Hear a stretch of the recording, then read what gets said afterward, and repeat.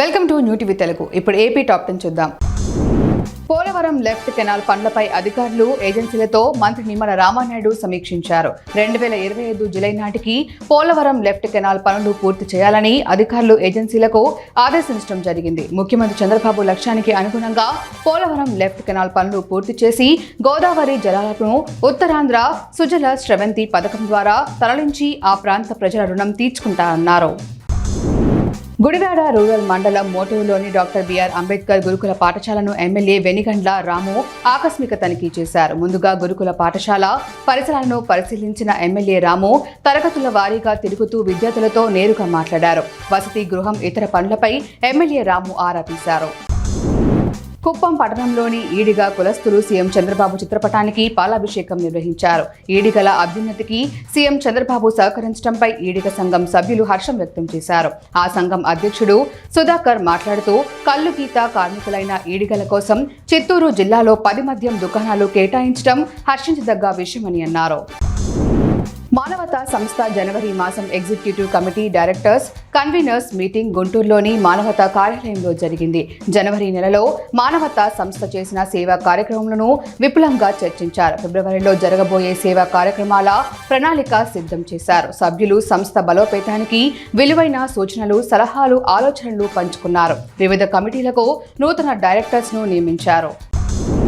ములకల చెరువు కేజీబీవీ పాఠశాలలో జరిగిన సామాజిక తనిఖీలో విస్తుపోయే విషయాలు వెలుగులోకి వచ్చాయి. విద్యార్థినులు ఉదయాన్నే 4 గంటలకు నిద్రలేపి వారితో చపాతీలు చేయిస్తూ నెలసరి సమయాల్లో శానిటరీ అడిగితే నమ్మకం లేదని చూపించమంటారని, తలస్నానం చేస్తే 100 రూపాయలు ఇవ్వాలని, ఫీజుల పేరుతో 1500 రూపాయలు రాబట్టారన్నారు. పురుగుల అన్నం, చాలని టిఫిన్ ప్రశ్నిస్తే మార్కులు తగ్గిస్తామని బెదిరిస్తున్నారని వాపోయారు.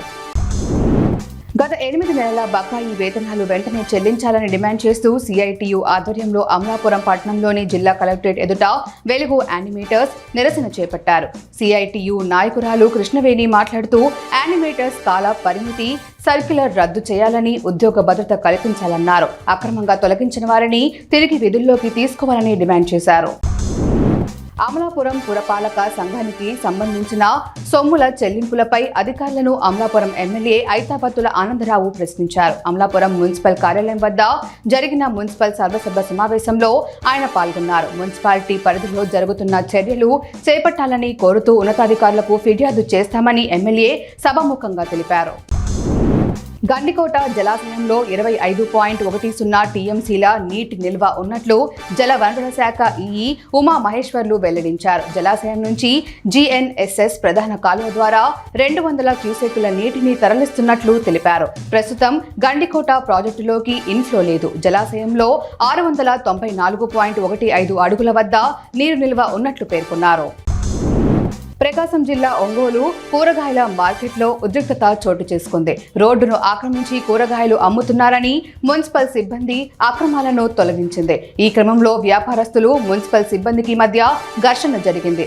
అధికారుల తీరుపై ఆగ్రహం వ్యక్తం చేశారు. రోడ్డుపై బైఠాయించి ప్రభుత్వానికి వ్యతిరేకంగా నినాదాలు చేశారు. కూరగాయల షాపుల ఏర్పాటుకు ప్రత్యామ్నాయ స్థలం చూపించాలని డిమాండ్ చేశారు. ప్రభుత్వ పాఠశాల మూసివేత, ఉపాధ్యాయుల సంఖ్య కుదింపే లక్ష్యంగా జీవో నెంబర్ 117కు ప్రత్యామ్నాయ మార్గదర్శకాలు ఈ ప్రభుత్వం విడుదల చేసినట్లుగా ఉందని యూటీఎఫ్ రాష్ట్ర కార్యదర్శి లక్ష్మీరాజా, జిల్లా ప్రధాన కార్యదర్శి పాలెం మహేష్ బాబు ఆవేదన వ్యక్తం చేశారు. కడప యూటీఎఫ్ భవన్లో ఆయన మాట్లాడుతూ గత వైసీపీ ప్రభుత్వం ప్రభుత్వ ప్రాథమిక విద్యకు పాతర వేస్తూ తీసుకువచ్చిన జీవో నెంబర్ 117 రద్దు చేయాలన్నారు.